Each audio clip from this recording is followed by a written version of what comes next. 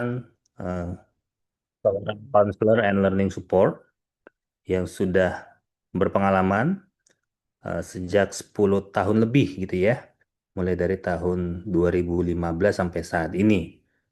Dan em, lulus dari sarjana psikologi di Universitas Kristen Satya Wacana dan juga Magister Sains Psikologi Pendidikan di Universitas Persada Indonesia.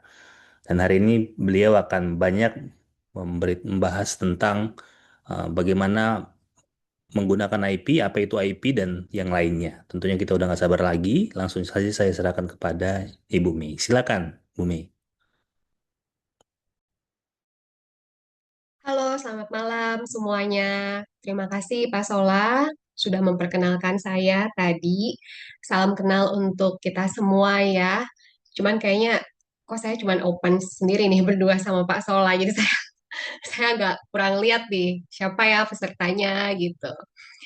Boleh di open aja Ibu-ibu kameranya. Kalau tidak berhalangan boleh di open. Saya dengan senang hati mau berkenalan juga dengan teman-teman gitu. Siapa tahu nanti ketemu di jalan kan, ya lebih enak lagi gitu. Saya saling menyapanya gitu ya. Em, Tadi sudah diperkenalkan juga ya oleh Pak Yosua, Pak Sola mengenai background saya. Oke. Em, Betul, saya memang S1 S2-nya memang jurusannya linear psikologi. Sudah 10 tahun saya bekerja juga di em, salah satu institusi pendidikan, salah satu sekolah. Background saya di situ. Kenapa sampai selama itu saya bekerja 10 tahun di dunia pendidikan? Karena saya cinta anak-anak, teman-teman. Saya senang banget apa namanya melihat anak-anak bermain, belajar gitu. Karena menurut saya anak-anak itu istimewa, mereka dinamis. Kapanpun perkembangannya mengikuti perkembangan mereka itu mengasihkan buat saya gitu. eh Walaupun kita cuma berempat ya, teman-teman ya, it's okay. Semoga nanti ketika saya memberikan apa namanya em,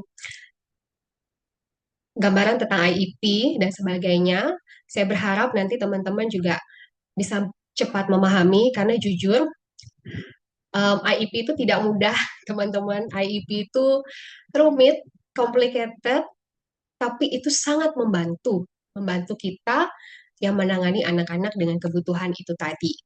Ya, mungkin saya buka dulu kali ya PPT-nya. Saya akan share. Oke, apakah sudah terlihat ya PPT-nya? Sudah, Miss.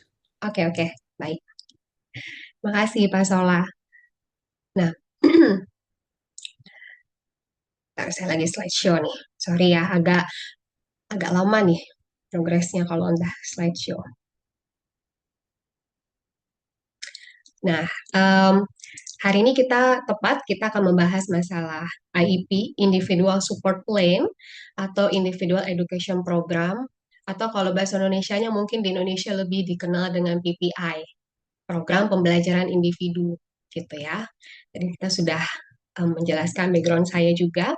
Nah, nanti di sini em, awalnya nanti saya akan jelaskan ke teman-teman sebenarnya apa sih ISP itu, apa IEP itu gitu.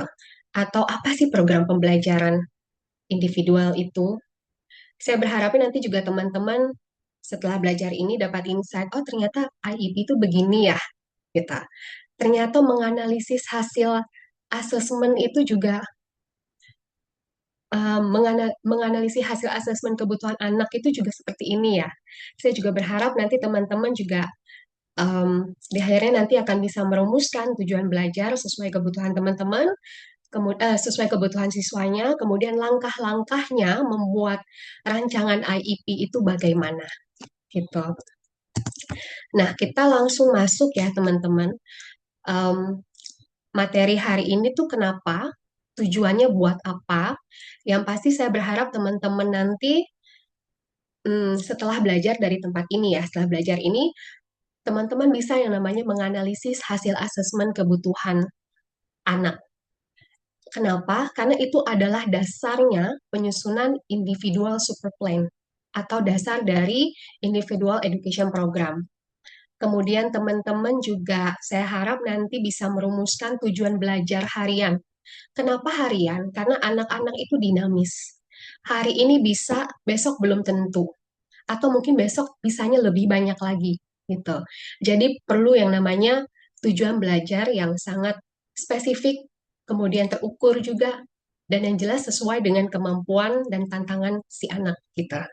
Kemudian tujuan yang terakhir adalah teman-teman juga bisa merancang pendampingan harian yang cukup fleksibel. Karena anak-anak seperti ini tuh harus banyak diarahkan. Apalagi konteksnya adalah kelas inklusi. Um, saya juga berharap nanti teman-teman setelah ini um, bisa memahami kebutuhan siswanya. Terus strategi apa dan metode apa nanti yang bisa teman-teman cantumkan, yang sudah tercantum, yang jelas sudah tercantum di IEP, um, untuk bisa membantu mencapai tujuan si anak tersebut. Selain itu, setelah nanti teman-teman belajar juga IEP seperti apa, teman-teman juga saya harap nanti mungkin bisa mengadaptasi pembelajaran yang tepat untuk mereka, ya.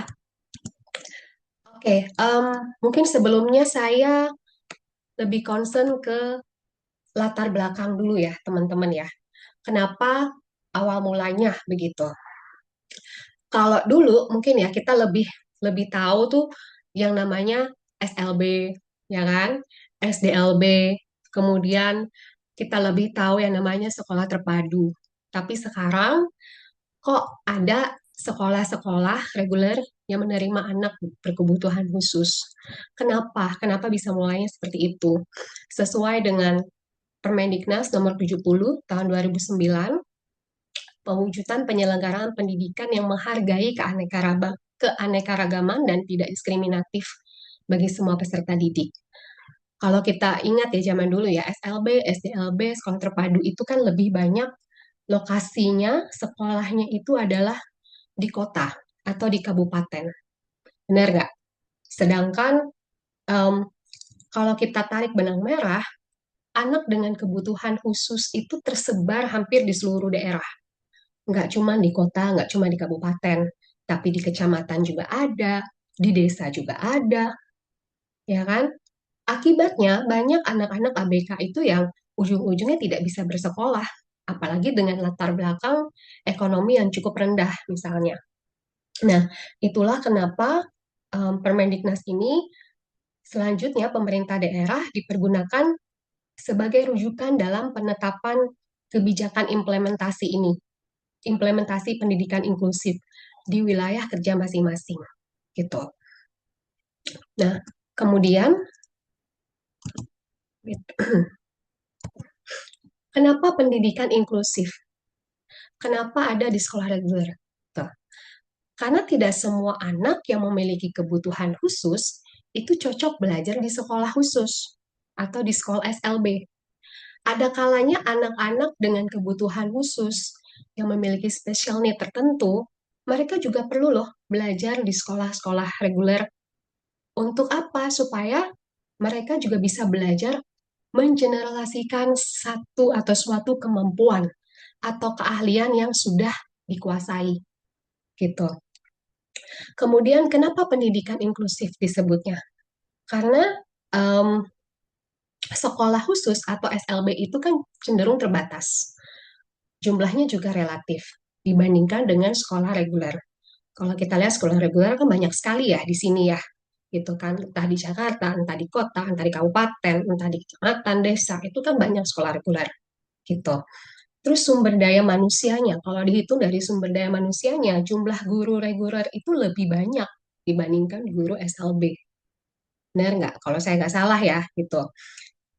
Uh, Sehingga lebih memungkinkan guru-guru di bidang studi, apalagi di sekolah reguler, guru-guru bidang studinya lebih memungkinkan mereka untuk bisa membuat program yang sesuai atau mampu menyesuaikan materi pelajaran yang diberikan dari pada guru tersebut, guru pembimbingnya. Kemudian itu bisa diimplementasikan ke pembimbing khusus untuk bisa menguasai seluk-beluk di bidang studi tertentu. Itulah kenapa munculnya Ada sekolah reguler yang menerima anak-anak dengan kebutuhan khusus. Tapi saya tahu memang tidak semua sekolah reguler menerima anak-anak kebutuhan itu tadi. Tergantung masing-masing sekolah, tergantung masing-masing kebijakan, ya kan? Tempat saya sendiri secara pribadi juga milih-milih, milah-milah yang mana yang kita bisa handle, yang mana yang tidak bisa kita handle, gitu kan? Ini kayaknya cocok, ini anaknya nggak mungkin bisa di tempat kita, atau mungkin juga tidak bisa di tempat kita karena dengan kondisi tertentu, gitu. Berikutnya, nah sekarang kita masuk nih, apa sebenarnya individual education program, gitu kan? Atau program pendidikan individu itu tadi. Nah, teman-teman, IEP itu sebetulnya artinya begini, itu adalah suatu rencana atau rancangan atau program pembelajaran khusus yang disusun secara individu untuk anak yang memiliki kebutuhan belajar khusus. Kenapa? Tujuannya apa? Supaya mereka bisa belajar itu lebih optimal, sesuai dengan kemampuan dan kebutuhannya, gitu. Itu kenapa ada rancangan ini, gitu. Pada prinsipnya begini, anak-anak um, yang membutuhkan IEP itu pasti harus berdasarkan diagnosa. Kita nggak mungkin mengandalkan, oh dia butuh IEP hanya karena kondisinya dia kayaknya nggak bisa belajar math, dia kayaknya nggak bisa belajar bahasa Indonesia. Belum tentu. Kita mesti cek, kita mesti menganalisa terus gitu kan. Ini kebutuhannya sejauh mana nih dia membutuhkan IEP gitu. Pada prinsipnya adalah IEP itu kita perlu yang namanya memodifikasi standar kompetensi kelulusan, standar isi, standar proses, standar penilaian gitu. Um, di undang-undang udah jelas kok dari Permendikbud Riset nomor 48 tahun 2023 juga di pasal 11 itu sudah diperjelas juga gitu. Kalau penyedia kurikulum itu yang dimaksud adalah dilaksanakan oleh satuan pendidikan gitu. Melihat dari rancangannya, penyediaan kurikulumnya, kemudian penyandang disabilitas yang tidak mengalami hambatan intelektual, itu perlu yang namanya dilakukan dengan modifikasi. Atau mengalami hambatan intelektual juga bisa jadi butuh yang namanya IEP. Begitu. Nah, terus bagaimana perencanaannya? Bagaimana perancangan IEP itu tadi? Seperti yang tadi saya udah bilang ya, teman-teman, ini kayaknya saya lebih nyaman tuh panggilnya teman-teman kali ya, daripada ibu-ibu apa-apa gitu. Saya lebih nyamannya begitu gitu ya. Nah, kalau perencanaan IEP itu kita lihat tuh dari 4 hal. Kalau saya mau merincikan gitu ya, mulai dari identifikasi, hambatan anak itu apa, kemudian kondisi medisnya adakah, kondisi medis yang ditentukan gitu, yang udah terlihat, terus kemampuan umumnya bagaimana, kemampuan kognisinya seperti apa. Ini mesti diidentifikasi sangat detail. Kita bisa lihatnya dari berbagai asesmen yang kita sudah saring gitu. Mulai dari mungkin asesmen yang akademik atau asesmen yang non akademik gitu kan. Kalau asesmen akademik aja mungkin bisa saja meliputi dari asesmen kemampuan persepsinya atau kemampuan apa namanya perkembangan motoriknya, kemampuan dari bahasanya, komunikasinya, dilihat juga dari sosial emosionalnya, perilakunya. Nah, asesmen-asesmen seperti itu sangat-sangat diperlukan untuk kita bisa mengidentifikasikan hal itu. Kemudian muncullah yang namanya pembentukan tim IEP atau PPI. Ini tadi yang saya bilang rumit. Kenapa rumit? Karena kita tuh berembuk gitu. Kita tuh tim, kalau udah tim berarti kerjasamanya banyak nih gitu. Kalau membuat IEP, PPI berarti membuat kerjasama yang terintegrasi mulai dari orang tua si anak, kemudian tenaga pendidik di kelas, tenaga pendidik BK, kemudian psikolognya. Biasanya kan ada tuh hasil diagnosa dari psikolognya apa. Terus kalau misalnya dia butuh terapis, tenaga ahli lainnya, psikiater atau apa segala macamnya gitu kan, itu juga perlu dibentuk gitu. Terus perencanaan IEP berikutnya, di nomor 3 ini juga penting itu melakukan asesmen tadi yang saya bilang. asesmen diagnostik, entah akademik atau non akademik. Tadi ya, yang saya bisa bilang kalau non akademik itu kan kita bisa lihatnya dari berbagai macam persepsi, dari berbagai macam hal. Nah, yang paling gampang melihatnya mungkin dari akademiknya gitu. Dari nilai-nilainya dia, apakah memenuhi target yang sesuai dengan usianya dia, sesuai dengan standar kelasnya dia atau tidak gitu kan. Baru penyusunan PPI itu terjadi. Mulai dari dilihat dari hasil asesmennya, kemudian analisis dari capaian pembelajarannya, bagaimana, sampai akhirnya menetapkan tujuan itu tadi. Tujuan pembelajarannya kita mau seperti apa untuk anak ini, gitu.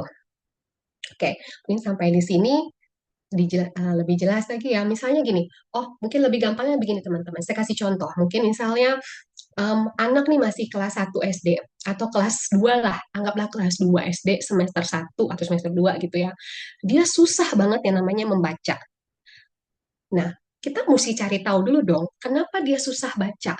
Apakah dia susahnya membedakan huruf atau mengenali bentuk huruf atau mengenali bunyi hurufnya, ya kan? Sehingga nanti muncul tuh diagnosa-diagnosa yang mungkin sebelum kita taruh di apa namanya sebelum kita taruh di terapis kita langsung kita pikir ah kayaknya dia speech delay nih, ah kayaknya dia disleksia nih, atau mungkin dia kayaknya hearing impaired nih, kan nggak tahu gitu kan. Makanya kan mesti mesti ada yang namanya analisis asesmen itu tadi, identifikasi hambatannya apa saja gitu, sampai akhirnya titik oh kayaknya memungkinkan untuk PPI atau kayaknya oh ternyata dia tidak perlu PPI gitu, dia mungkin perlunya akomodasi misalnya, ya kan? Nanti kita di belakang saya akan jelasin em, apa namanya bedanya modifikasi sama akomodasi ya teman-teman supaya nggak bingung nggak rancu gitu. Nah ini tadi yang saya bilang teman-teman, banyak hal banyak aspek yang mesti kita cek, apa namanya bagaimana kita bisa mengidentifikasi anak itu memiliki segala macam permasalahan gitu kan, segala macam hambatan. Yang tadi contohnya saya bilang, kok anak ini udah kelas 2 tapi nggak bisa baca, kenapa ya gitu. Nah, kita mesti cek lagi nih, aspek-aspek apa yang mungkin dilihat gitu kan, yang bisa dilihat. Misalnya, apakah dia bisa menyebutkan huruf vokal A, I, U, E, O gitu kan. Nah, dari sini keterangannya kalau misalnya tidak dapat dilakukan, oh kita bisa centang, tidak dapat dilakukan. Kenapa? Misalnya, oh dia tidak bisa menyebutkan huruf A, I, U, tapi huruf O bisa misalnya. Itu bisa kita kasih keterangan. Terus bisa bisa juga dia menyebutkan semua huruf konsonan, apakah dia bisa menyebutkan semua huruf konsonan, atau aspek lainnya misalnya dari tata bahasanya dia bisa menyebutkan lafal bunyi huruf, apa yang dia bisa, apakah itu didikte, kemudian dia kalau misalnya kita bilang huruf P yang mana, dia ngerti nggak? Dia bisa ditunjuk nggak? Oh, siapa tahu nanti dia tunjuk huruf P, tapi dia tunjuknya huruf D misalnya, gitu kan? Atau membaca suku kata pola KF, bagaimana suku kata pola KF, KFK bagaimana? Atau membaca kata pola KF, KF seperti apa? Terus membaca pola yang lain, membaca pola yang KFK, KF misalnya gitu kan? Ini hanya salah satu contoh ya teman-teman ya, um, lebih ke arah bahasanya. Kemudian kita juga bisa lihat dari sikap um, akademiknya. Misalnya, konsentrasinya seperti apa? Apakah durasi waktunya dia memusatkan perhatian itu masih pendek? Kemudian ketelitiannya bagaimana? Ketika dia menjawab materi, menjawab soal, apakah semuanya salah? Ataukah tidak menguasai pembelajaran sama sekali? Gitu kan? Bisa jadi dia masih kurang teliti, sehingga bukan berarti dia tidak bisa pembelajarannya ya, tapi memang dia tergesa-gesa, tidak teliti, ya toh? Atau mungkin tempo kerjanya, durasi kecepatan kerjanya, apakah dia bisa mengerjakan sesuai dengan waktu yang diberikan, atau dia butuh waktu yang lebih lama? Kemudian sikap akademiknya, percaya dirinya bagaimana? Apakah dia memiliki kepercayaan akan kemampuan diri dia sendiri untuk bisa menyelesaikan tantangan akademiknya, gitu kan? Dia bisa memahami konsep barunya, terus atau juga bisa dilihat dari kemampuan belajarnya. Sikap belajarnya seperti apa? Apa dia bisa bertanggung jawab dengan tugas-tugasnya? bisa membereskan buku-bukunya sendiri, bisa mengambil tasnya dari buku dari apa, bisa mengambil buku dari tasnya misalnya. Nah, itu adalah salah satu beberapa hal dari sikap akademik. Sampai daya juangnya adakah tidak? Kemampuan menyelesaikan masalahnya terlihat atau tidak? Respon instruksinya terlihat atau tidak? Ini dari sikap aspek akademik. Kalau aspek sosial emosionalnya bagaimana, teman-teman? Nah, ini juga salah satu identifikasi yang mesti kita cek, gitu. Kemampuan penyesuaian diri dia, adaptasi dia ketika dia masuk ke kelas, perilakunya bagaimana, kemudian perubahan situasi lingkungan yang baru buat dia, kok teman-teman aku begini, kok aku sendiri, kok aku main bagaimana, kan kita nggak tahu. Itu mesti sangat-sangat dicek. Kita mesti lihat responnya dia ketika dia belajar di kelas seperti apa, sosialisasinya, keterampilan sosialisasinya, apakah dia ngajak temennya ngobrol di luar, ataukah dia diam gitu kan. Kemudian kemampuan mengurus diri sehari-harinya bagaimana? Dia bisa pegang sendok kah? Ketika di toilet dia bisa pasang celananya kah? Gitu kan? Atau berpakaian dengan baik kah? Toilet trainingnya bagaimana gitu, kemampuan fisiknya bagaimana juga. Apa dia bisa berjalan dengan sesuai dengan usianya dia, atau dia bisa berlari, dia bisa panjat kah, bisa duduk dengan tenang kah, bisa main sepeda atau lain sebagainya. Bahkan bisa dilihat dari atau secara fisiknya koordinasi motorik halusnya. Cara dia pegang pensil bagaimana? Udah tepat apa belum? Bentuk tulisannya seperti apa? Kebersihan lembar kerjanya gimana, penekanan tulisannya gimana gitu. Nah, itu adalah aspek-aspek yang teman-teman mesti cek apakah anak ini mengalami keterbatasan-keterbatasan hal seperti itu gitu kan. Saya ingat salah satu anak saya dulu ya, dia baru masuk dan saya harus memulai dari awal gitu. Masuk di kelas 3 bablas semua dia nggak sama sekali nggak bisa. Ini hanya sekedar sharing. Kelas 3 dia nggak bisa pup di toilet. Saya harus ajarin dari nol, toilet training segala macam. Untungnya pada saat itu sudah ada shadow teacher, gitu kan. Itu pun masih kesulitan karena anak ini kalau udah jam 11 ke atas emosionalnya lumayan luar biasa gitu. Tapi ya puji Tuhannya setelah berjalannya waktu, setelah dilatih berkali-kali, dilatih mandiri dengan shadow teacher segala macam, anak ini ya sampai sekarang masih good gitu, puji Tuhannya gitu. Cuma memang kendalanya adalah emosionalnya masih naik turun, sehingga dia butuh dibantu shadow teacher, dibantu oleh guru yang lain juga, dibantu dengan apa namanya terapi-terapi yang lain gitu kan.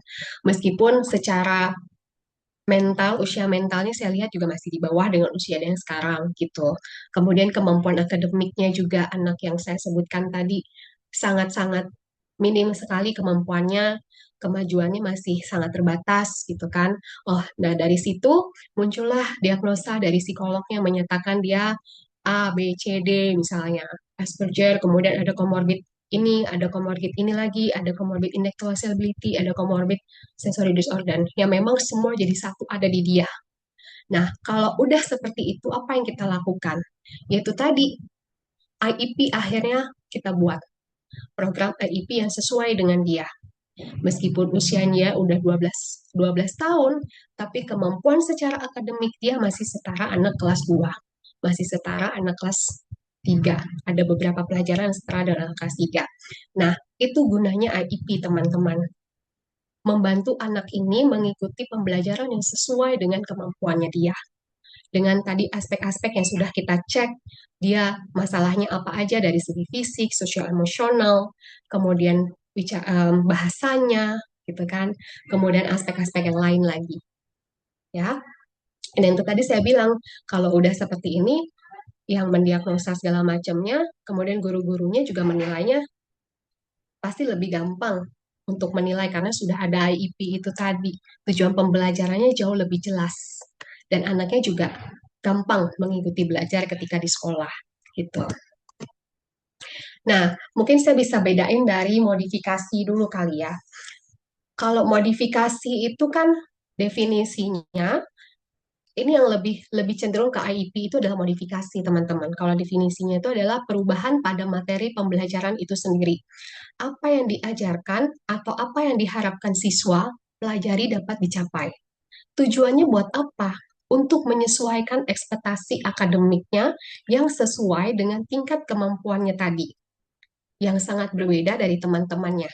Yang tadi, contoh yang tadi saya udah kasih ya, dia umurnya 12 tahun, tapi secara akademiknya, kemampuan secara akademiknya dia masih setara anak kelas 2 SD, atau mungkin bisa di bawahnya beberapa pelajaran gitu. Nah, kalau akomodasi, mungkin definisinya adalah perubahan dalam cara materi yang disajikan atau cara siswa menunjukkan pemahamannya berbeda tanpa mengubah standar atau tujuan kurikulum. Nah, contohnya mungkin em, lebih gampangnya adalah anak yang kendalanya di bahasa atau anak yang kendalanya mungkin eh, diseleksia itu mungkin lebih gampang kali ya. Kalau anak diseleksia itu kan mungkin dia ngelihat huruf, ngelihat bacaan apa segala macam itu kan beda-beda ya. Ada yang dia baca tapi dia lihatnya spasinya banyak banget. Ada yang dia ngeliatin hurufnya kok kalau dia baca tuh membaca tapi B-nya tuh dilihatnya jadi paca gitu kan. Nah, itu mungkin bisa kita ganti gitu caranya apa ketika dia tes, ketika dia ngikutin pelajaran, mungkin kita bacain sama dia karena mungkin audionya dia tidak masalah, meskipun secara visual mungkin penglihatannya agak terganggu, tapi audionya dia baik-baik aja. Ya kalau misalnya tes ya kita bisa kasih lisan, kita bacain misalnya buat dia nanti dia jawab sendiri. Itu bisa sangat membantu. Nah itu contoh akomodasi teman-teman. Karena tujuannya dari akomodasi itu adalah meminimalisir atau mengurangi atau menghilangkan hambatan belajar. Sehingga ketika dia dapat mempelajari materi yang sama dengan teman-teman sebayanya. Itu tujuannya. Tidak merubah standar kurikulumnya, tetapi meminimalisir hambatan belajarnya sampai dia bisa mempelajari materi yang sama dengan teman-teman di kelasnya. Itu tadi ya. Kemudian, nah ini mungkin kuncinya begini, lebih gampangnya ya, saya buat perbedaannya modifikasi sama akomodasi. Aspeknya, dampak terhadap pembelajaran kalau untuk modifikasi itu adalah kita mengubah apa yang diajarkan atau apa yang diharapkan. Sedangkan akomodasi, kita hanya mengubah caranya, mengubah cara pembelajaran yang diakses um, atau ditunjukkan. Nah, kalau aspeknya dari standar pembelajaran itu, kalau untuk modifikasi, ekspektasi kita, ekspektasi kita terhadap anak itu dikurangi atau ditambahkan, atau kalau perlu dihilangkan kalau memang dia tidak bisa, atau bisa juga disederhanakan. Kalau akomodasi, harapannya kita atau tuntutannya kita itu tetap sama untuk anak ini.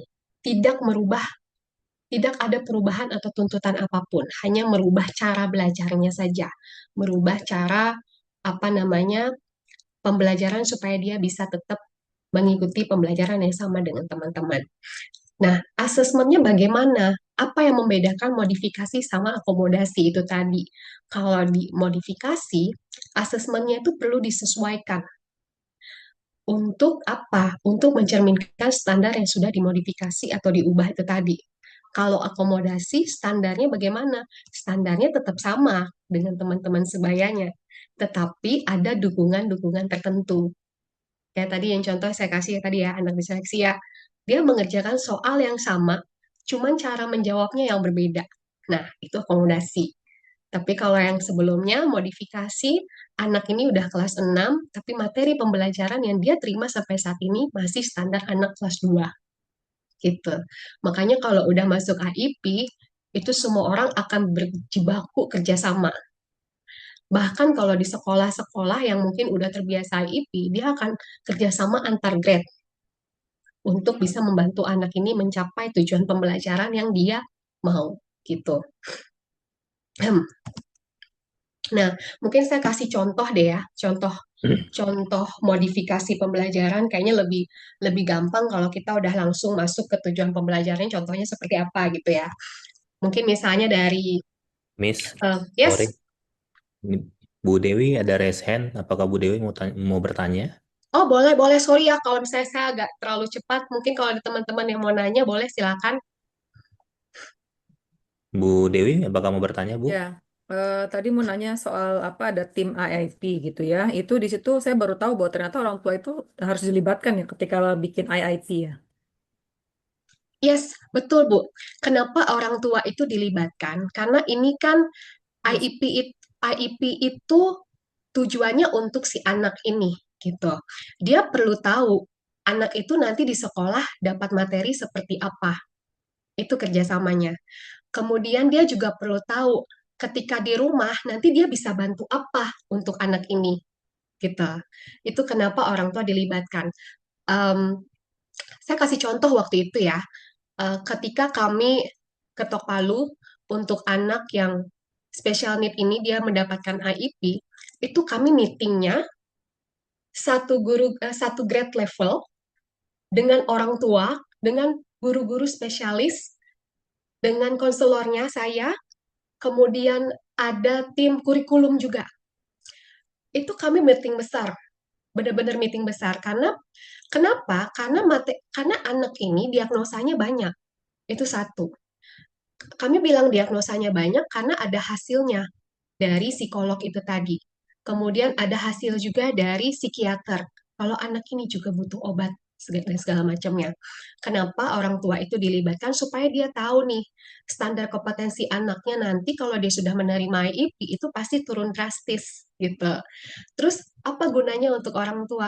Kita menyampaikan ke orang tua ketika anak ini sekali dapat IEP, seterusnya dia akan dapat IEP itu nggak akan diganti. Dia mau pindah sekolah manapun, dia tetap akan membawa report IEP itu tadi. Kenapa? Karena itu standar yang anak ini sudah dapatkan. Itu juga membantu orang tua ketika nanti kalau mau pindah sekolah, ketika mau memberi pelajaran lagi di rumah, atau mau membantu secara aspek-aspek lain di luar pelajaran, dia juga bisa lihat dari report IEP itu. Gitu. Standarnya udah sampai mana nih, pencapaiannya udah sampai mana nih, evaluasinya udah sampai mana nih. Nah, itu tadi orang tua kenapa dibutuhkan dan diajak kerjasama untuk IEP. Gitu. Oke, boleh kita lanjut lagi, Bu. Mungkin Ibu ada mau pertanyaan lagi? Saya terus terang baru kemarin tuh pas bagi rapot saya ngeliat Ya. apa individual plan buat dari anak saya gitu ya. Mm-mm. Karena selama ini saya ngeliat dia yang dipelajari sama, target ininya sama, cuma mungkin kayak teman-temannya selesai sampai halaman 8 dia cuma halaman 4 gitu ya. Itu sih yang saya Ya. lihat, tapi memang kemarin tuh mungkin salah saya juga ya. Jadi kan memang dibagiin gitu ya, lesson plan apa untuk semester ini. Saya nggak baca detail. Nah, pas Mm-mm. kemarin untuk semester ini di awal Januari dibagiin, saya tanya, ini matematika berarti semester ini apa? Skip counting. Oh, anak saya udah paham belum? Skip counting dia sampai 10 doang di atas. Mm-mm. Kebetulan anak Mm-mm. saya Down syndrome 8 tahun masih satu SD. Oh Oh, ya. semester ini apa semester ini skip counting. Jadi saya oh berarti saya harus bantu di rumah gitu ya. Terus Mm-mm. kalau misalkan untuk pelajaran yang lain-lainnya gitu kan, misalkan dia juga ada Islamik gitu ya, dia harus apa murojaah Quran gitu ya. Dan saya juga Mm-mm. baru tahu ternyata anak saya udah sampai surat kedua yang 21 surat, sementara temannya masih di yang tipikal itu masih di surat sebelumnya, masih ayat 7 malah gitu kan. Jadi sebenarnya Mm-mm. di situ saya baru tahu bahwa ternyata dia ada yang eh, eh, dibanding anak tipikal ada juga yang bagusnya, maksudnya lebih tinggi daripada anak tipikal gitu loh. Yes. Ya. Nah, Tapi biasanya kalau Bu. sama matematika ya dia juga, Mm-mm. tapi tidak, aku nggak tahu tidak sampai sejauh mana dia diturunkan levelnya gitu Mm-mm. ya. Mm-mm. Aku juga nggak Mm-mm. tahu detail gitu ya. Kemarin sih aku telepon guru matematikanya, dia bilang, ya kita belajarnya ini Bun, perlu dibantu sih di rumah gitu. Terus kalau untuk ICT apa? Oh dia harus bikin poster gitu loh. Mungkin memang karena tangannya kecil, ya harus dibantu Bun. Karena sama ini kan shadow teachernya yang bantu gitu-gitu sih. Tapi Iya. saya baru tahu bahwa oh iya, saya belum lihat nih sampai sejauh mana kompetensi yang di standarin ke anak saya dan untuk kompetensi yang tipikalnya seperti apa saya belum lihat sih. Iya, iya. Mungkin nanti bisa bisa ditanyain lagi ya, Bu ya, dengan gurunya di sana atau shadow teachernya kalau memang ada gitu kan. Karena memang HIP itu adalah tim, jadi mereka remuk untuk membentuk apa namanya tujuan pembelajaran anak itu sudah sampai mana gitu. Nah, Ada juga memang materi yang sebetulnya tidak dia masukkan ke IEP, Bu. Jadi memang tidak semua, em, ya itu tadi yang tadi saya bilang ya, standar kompetensi untuk anak IEP itu setiap anak itu berbeda-beda. Mungkin ada yang anaknya kemampuannya di atas rata-rata di beberapa pelajaran, nah itu kemungkinan besar juga tidak akan dimasukkan ke IEP. Contohnya kemarin ada beberapa anak saya Mandarin itu dia tidak masuk ke IEP. Kenapa? Karena dia jago Mandarin. Jadi dia tidak masuk ke IEP untuk Mandarin. Yang dia masukkan itu adalah pelajaran-pelajaran yang memang tertentu. Sekali lagi, setiap sekolah IEP itu bentuknya tidak pernah sama, beda-beda bentuknya ya, tapi tujuannya itu sama untuk membantu anak tersebut mencapai suatu kompetensinya gitu. Ada juga sekolah di luar, maksudnya sekolah-sekolah yang saya tahu ya di luar negeri misalnya, mereka buat IEP itu standarnya adalah mereka memasukkan pelajaran yang mereka bisa aja untuk ditingkatin lebih dalam lagi gitu. Tapi di tempat lain tidak, khususnya di tempat saya sendiri bekerja. Kami IEP-nya lebih ke akademik. Jadi IEP yang kami buat itu adalah IEP yang sangat akademik. Memang kami tulis juga dan akademiknya seperti dia belajar di fungsional kelas, dia belajar apa segala macam, belajar tentang sosial, belajar tentang apa namanya melatih sensorinya dia, motorik halus dan kasar ya. Betul, kami masukkan juga ke IEP gitu. Karena memang itu lagi dibutuhkan, sangat-sangat dibutuhkan. Tapi ada juga pelajaran yang kami tidak masukkan karena memang melihat kemampuan anak ini tuh sangat-sangat luar biasa di satu pelajaran tertentu gitu. Ya tadi saya bilang Mandarin, dia jago banget Mandarin. Hafalannya kuat sekali. Tapi bagaimana dengan bahasa Indonesia? Bagaimana dengan math? Bagaimana dengan sains? Oh, ternyata dia sangat lemah. Itu yang ditunjang di IEP. Gitu. Oke, boleh saya lanjutkan lagi untuk berikan contoh modifikasi ya sama contoh dari setiap pelajaran supaya nanti teman-teman juga paham gitu. Ketika dapat anak, ketika mau melatih anak, tujuan pembelajarannya jelas gitu. Misalnya saya taruh modifikasi dalam tujuan pembelajaran seperti matematika, misalnya di kelas 4. Siswa regulernya dapat menghitung pecahan dan desimal. Sedangkan siswa dengan kebutuhan khusus, dia cuma diminta untuk belajar em, mengenali bilangan genap dan ganjil gitu. Ini untuk standar kelas 4 misalnya gitu ya. Terus bagaimana dengan pelajaran bahasa Indonesia? Misalnya anak tersebut em, apa namanya? Misalnya siswa reguler dapat menulis esai itu 5 paragraf. Sedangkan siswa dengan kebutuhan khusus, dia cuma diminta menulis daftar kata berdasarkan gambar. Nah, ini adalah contoh modifikasi. Gitu. Tujuan pembelajarannya apa yang kita mau capai untuk anak berkebutuhan khusus itu tadi misalnya tujuannya adalah siswa mampu menulis daftar kata berdasarkan gambar gitu kan. Kalau siswa reguler kan dia bisa menulis esai 5 paragraf, sedangkan anak berkebutuhan khususnya dia mampu menuliskan daftar kata berdasarkan gambar. Nah, itu udah modifikasi. Terus bagaimana dengan modifikasi dalam materi IPA misalnya atau dalam materi IPS misalnya? Misalnya kalau di IPA dia mampu tentang topiknya adalah tentang konsep informasi. Jadi siswa reguler mempelajari proses fotosintesis dan sangat rinci. Sementara siswa dengan kebutuhan khusus, oh dia cuma diberikan materi tentang fungsi dasar secara sederhana. Misalnya mengenai tanaman, daunnya seperti apa, bunganya bagaimana bentuk bunga. Nah, itu sudah modifikasi. Terus kalau pelajaran yang lain, IPS bagaimana? Sains bagaimana? Sosial bagaimana? Itu kan? Oh, ternyata kalau di IPS, siswa reguler itu belajar tentang peta wilayah. Tapi anak dengan kebutuhan khusus, dia cuma diperkenalkan dengan mengenali nama-nama kota besar di peta sederhana. Gitu. Ini juga sudah salah satu bentuk modifikasi. Gitu. Jadi siswa mampu mengenali nama-nama kota besar di peta sederhana. Gitu. Misalnya peta sederhananya itu adalah peta Pulau Kalimantan. Oh dia cuma tahu ada Kalimantan ini, Kalimantan itu, Kalimantan ini, Kalimantan itu. Gitu. Tapi kalau anak yang reguler, dia udah harus bisa tahu peta yang Indonesia punya gitu kan. Ini, pulau ini, ada kota apa. Nah, itu lebih rinci lagi kalau untuk reguler. Kemudian contoh modifikasi aktivitas dan penilaiannya. Misalnya begini ya, saya taruh di sini adalah aktivitasnya proyek. Nah, dalam pelajaran seni budaya, misalnya siswa reguler itu membuat lukisan dengan teknik tertentu. Tapi kalau bagaimana dengan anak yang mendapatkan IEP, mendapatkan atau siswa dengan kebutuhan khusus? Mereka mungkin tujuan pembelajarannya bisa diganti tuh, misalnya mewarnai pola sederhana. Nah, itu juga adalah salah satu modifikasi supaya dia bisa mencapai tujuannya gitu. Gak usah susah-susah kalau mau mencapai tujuan. Yang penting dia bisa mewarnai pola sederhana, itu udah menjadi nilai yang baik untuk anak kebutuhan khusus. Sekali lagi, apa namanya, kita mesti lihat kemampuan dia sampai mana. Siapa tahu mungkin anak kebutuhan khusus ini tidak perlu modifikasi juga untuk seni budaya. Siapa tahu memang dia suka menggambar, ada keahliannya di situ ya. Berarti dia akan ikutin siswa reguler belajarnya, yaitu membuat lukisan dengan teknik tertentu. Terus aktivitasnya misalnya diskusi kelompok. Kalau siswa reguler berdiskusi dan mempresentasikan topik tertentu. Sedangkan siswa dengan kebutuhan khusus, dia hanya menyampaikan pendapat singkat atau mendengarkan diskusi. Pendapat singkatnya itu mungkin bisa dibantu juga begini. Dia memperkenalkan teman-temannya.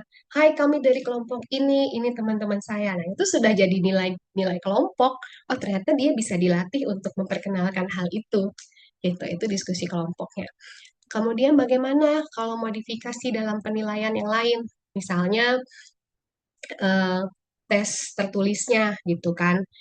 Siswa reguler menyelesaikan soal uraian, sedangkan siswa dengan kebutuhan khusus dia mampu mengerjakan soal pilihan ganda atau mencocokkan gambar. Ya, kalau misalnya anak-anak regulernya bisa ngerjain soalnya uraian, kalau dia udah dikasih lembar soal aja, lembar soal yang pilihan ganda. Mungkin pilihan gandanya juga nggak banyak, mungkin A, B aja dulu, atau A, B, C dulu gitu kan, atau mencocokkan gambar. Nah, kalau biasanya anak-anak dengan tipikal yang apa namanya, kebutuhan khususnya ASD atau ADHD, dia mungkin lebih jauh tertarik kalau ada gambar-gambar dan dia lebih gampang mengenali dengan adanya gambar, oh dia harus bisa jawab gitu kan. Nah, itu bisa jadi salah satu penilaian modifikasi itu tadi. Terus modifikasi dalam penilaian yang lain misalnya. Misalnya tesnya apa eh, yang tadi selain mencocokkan gambar, mungkin cara petugasannya kali ya berbeda.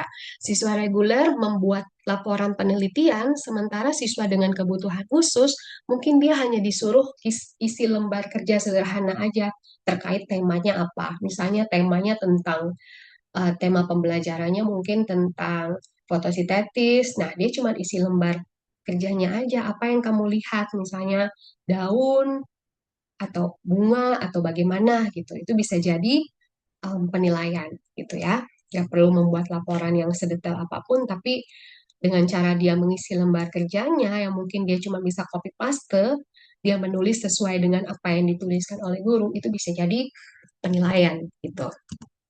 Nah, kalau contoh modifikasi lainnya, misalnya pelajaran-pelajaran seni budaya.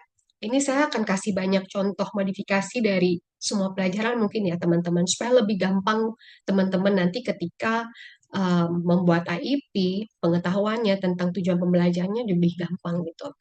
Nah, siswa reguler misalnya memainkan alat musik dengan nada sesuai untuk sebuah lagu.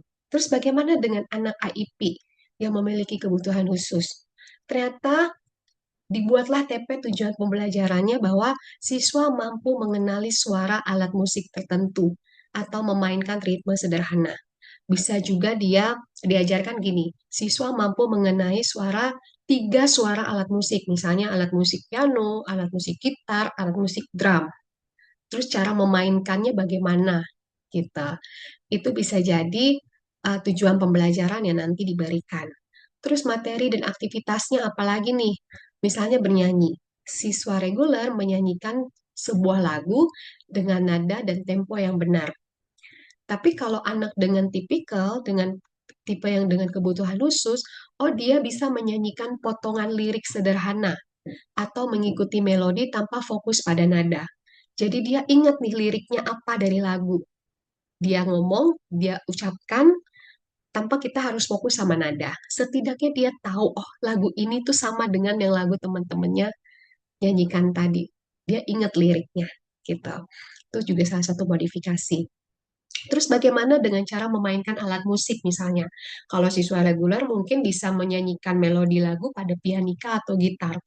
Terus siswa dengan kebutuhan khusus yang mungkin bermasalah sama sensori halusnya atau motorik halusnya, dia mungkin bisa memainkan alat musik ritmis seperti marakas, tamborin, atau drum yang kecil, drum sederhana mengikuti pola pola irama gitu kan.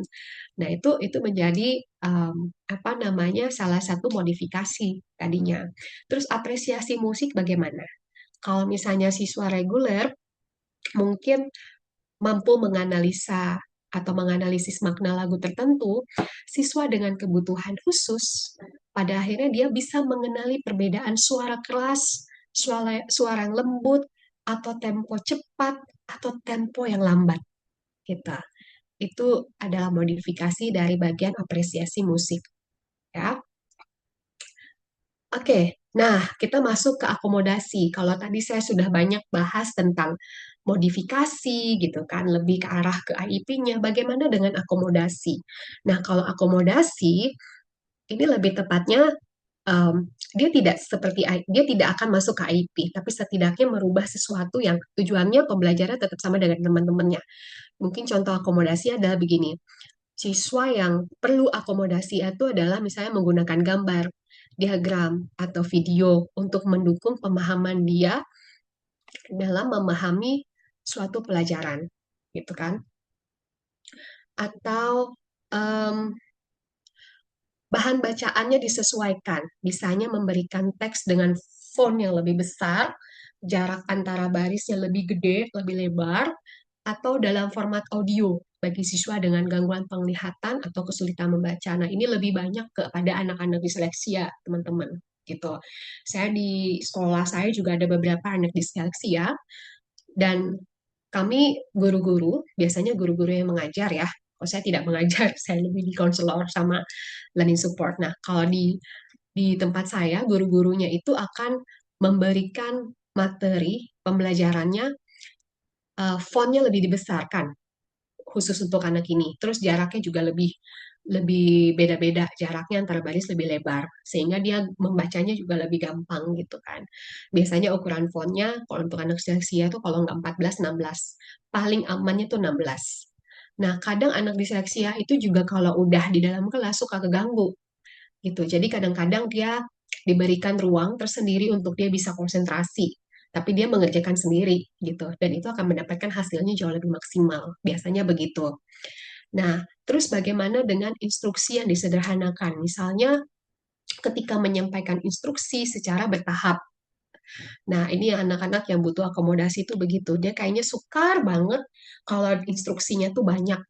Jadi kita biasanya untuk anak-anak yang butuhnya cuma akomodasi, instruksinya tuh lebih disederhanakan. Jadi instruksinya disederhanakan, mungkin instruksinya sama, tapi disampaikannya ke dia bertahap. Gitu, satu-satu. Jangan langsung. Karena dia mencerna instruksi itu juga lumayan effort buat mereka gitu. Terus bahasanya juga lebih sederhana atau dalam bentuk visual. Mungkin bahasa yang kesehariannya dia yang dia mungkin lebih gampang lebih tahu. Atau juga kalau akomodasi itu dia butuh yang namanya waktu yang lebih banyak untuk mengerjakan tugas, tambahan waktu untuk tugasnya. Terus istirahat tambahan bagi siswa dengan gangguan konsentrasi. Kalau misalnya dengan gangguan konsentrasi, siswanya mungkin ketika dia udah mengerjakan soal, udah berjalan 10 menit, kasih dia waktu untuk istirahat. Misalnya dia perlu cuci muka dulu atau minum dulu sampai dia bisa rileks lagi, baru dibantu untuk mengerjakan soal gitu. Kemudian saya nggak tahu, mungkin ada beberapa sekolah yang mungkin sudah terlatih untuk apa namanya sekolah reguler yang mungkin sudah terlatih dengan sekolah-sekolah seperti menjadikan sekolah inklusi. Biasanya mereka tuh punya yang namanya ruang belajar tersendiri untuk membuat siswanya lebih tenang, atau alat bantu seperti headphone atau noise cancelling gitu.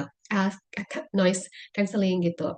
Ada beberapa siswa kami juga yang dia butuh headphone supaya nggak keganggu, ke distract gitu kan. Karena kalau udah ke distract tuh dia udah yang buyar mengerjakan materinya. Nah, kami biasa kasih dia headphone atau dia menyediakan headphone sendiri di rumah untuk dia bisa bantu dia untuk lebih apa namanya lebih lebih tenang, lebih jelas gitu, lebih lebih gampang mengerjakan materi soalnya. Terus perlu juga mengatur posisi tempat duduk. Misalnya kayaknya lebih dekat sama guru, dia lebih gampang konsentrasi, lebih gampang mencerna pelajaran. Bisa juga begitu. Atau memberikan ujian yang lisan untuk siswa yang susah menulis. Misalnya tadi ya, kalau disleksia tuh dia bisa apa namanya nulisnya juga kalau kalau nulis tuh kadang suka kacau gitu kan. Nah, itu dia mesti kadang harus ada lisan dengan kita. Kita yang bacain tadi kayak saya kasih contoh kita bacain soalnya, kemudian dia yang kasih apa namanya jawabannya sendiri. Itu mungkin lebih lebih enak buat dia. Terus penyesuaian penilaiannya bagaimana? Kita fokus pada pemahaman konsepnya daripada keterampilan teknis tertentu seperti ejaan. Itu lebih gampang menilainya, apalagi untuk anak-anak yang dengan akomodasi itu. Terus pendampingan belajarnya seperti apa? Mungkin dia butuh pendampingan belajar yang lebih khusus lagi. Misalnya um, dengan anak dengan tipikal yang butuh akomodasi, dia mesti diberikan pendamping guru atau tutor selama pembelajaran gitu. Itu boleh-boleh aja. Untuk tujuannya apa? Untuk ngebantu dia gitu kan, membantu dia untuk bisa cepat memahami. Dia butuh di drilling lebih daripada yang lain. Terus dia juga butuh yang namanya menggunakan alat bantu visual seperti alat-alat manipulatif untuk bisa membantu siswa memahami konsep angka. Nah, ini banyak banget dibutuhin kalau anak-anak tuh kayaknya dia lebih gampang pakai alat-alat manipulatif untuk bisa menghitung matematika atau menghitung jumlah apa gitu kan. Pakai alat-alat seperti itu jauh lebih membantu dia mengerjakan materi. Bisa aja diberikan karena kan cuman cuman materinya doang ya, maksudnya cuman bahan bahan belajarnya aja yang perlu ditambahin atau dikurangin, tapi kan tidak merubah tujuan pembelajarannya dia dengan teman-teman yang lain gitu. Terus untuk anak-anak disleksia juga dia mungkin butuh apa namanya memberikan cerita dalam format mungkin lebih ke format audio supaya lebih gampang karena anak disleksia itu cenderungnya kan bacanya yang susah tapi secara audionya mereka jauh lebih bagus gitu. Terus penyediakan eksperimen sederhana, misalnya eksperimennya yang dirancang itu untuk melibatkan semua siswa dengan tingkat kemampuan yang berbeda gitu. Itu sih ya teman-teman ya. Mungkin udah sampai di sini. Apakah ada yang mau bertanya dulu sebelum saya lanjut? Silakan, ibu-ibu semua. Mungkin ada yang mau mengkonfirmasi Mm-mm. atau mau kasih respon. Boleh, kalau mau diberikan respon, mau memberikan apapun, silakan dengan senang hati, karena kita sama-sama belajar di sini ya. Atau boleh saya lanjutkan lagi, nggak apa-apa. Nah, oke, saya lanjutkan lagi ya, Pak. Ini suara Silakan. ya. Ya. Nah, terus dengan anak-anak yang, oh sorry, terus bagaimana reportnya? Nah, ini ya, singkatnya teman-teman ya, siswa dengan kebutuhan khusus yang menerima IEP itu biasanya mereka juga akan menerima yang namanya raport dari sekolah.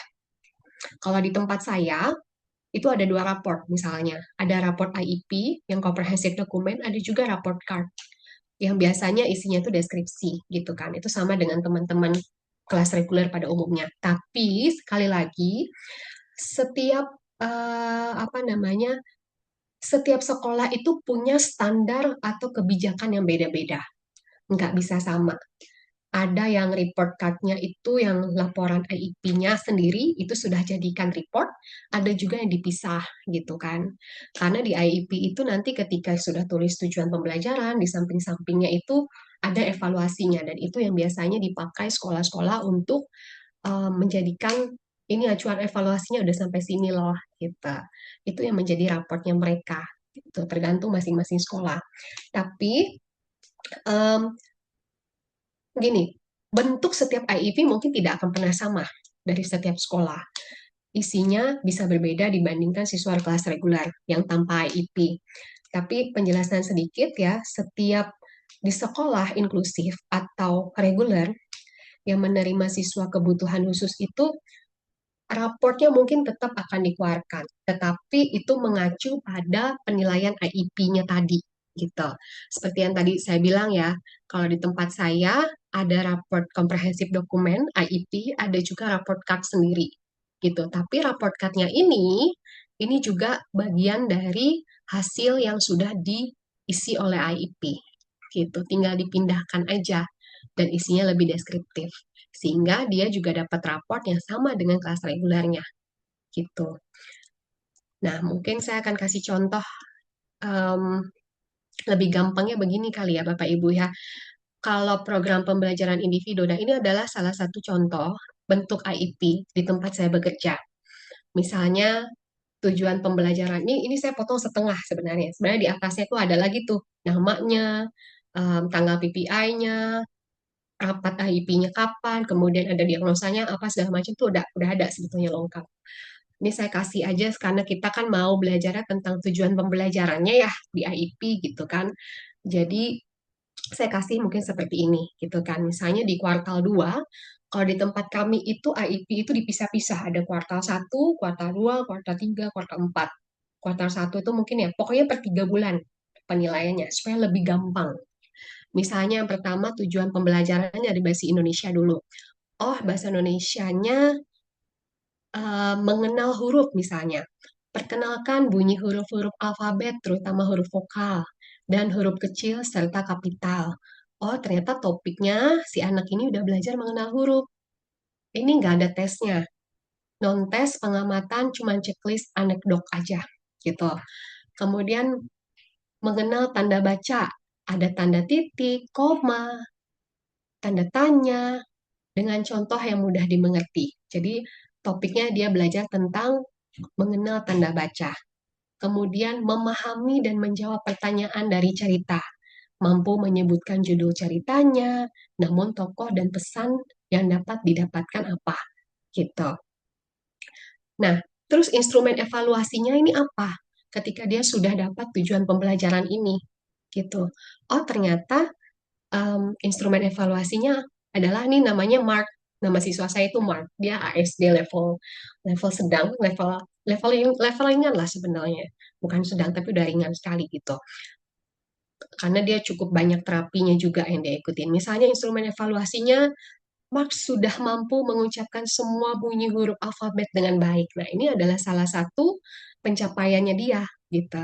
Kemudian Mark juga dapat membaca dan menulis kosakata yang berkaitan dengan anggota keluarga.